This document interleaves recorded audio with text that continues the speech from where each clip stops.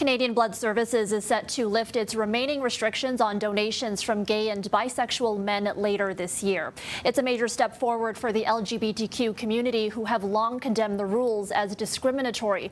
But what you may not know is that those same rules remain in place for another type of much-needed donation. A man who has had sex with another man in the past 3 months is unable to donate his sperm.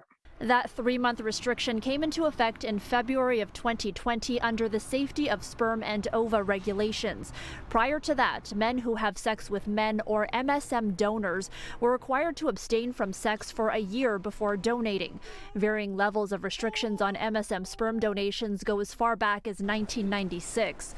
According to Health Canada, donor screening is intended to identify risk factors for certain infectious diseases, including HIV.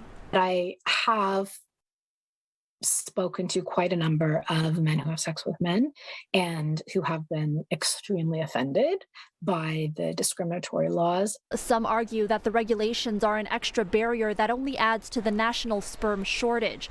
In Canada, it's estimated that about 95% of sperm samples are imported, much of it from the U.S. Part of the reason could be that Canadian sperm banks are not allowed to pay donors for their samples. It's illegal.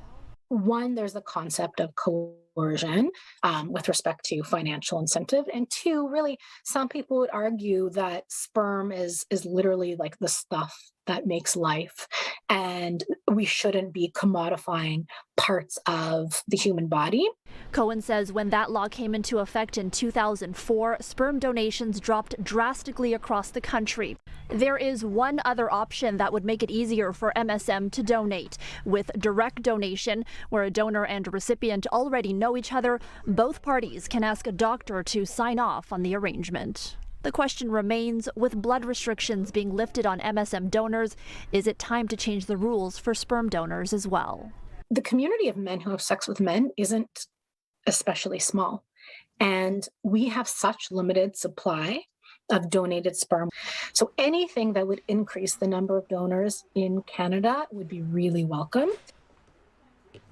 We reached out to Health Canada for comment. In a statement, a spokesperson said the agency would consider all available scientific evidence before making any regulatory changes.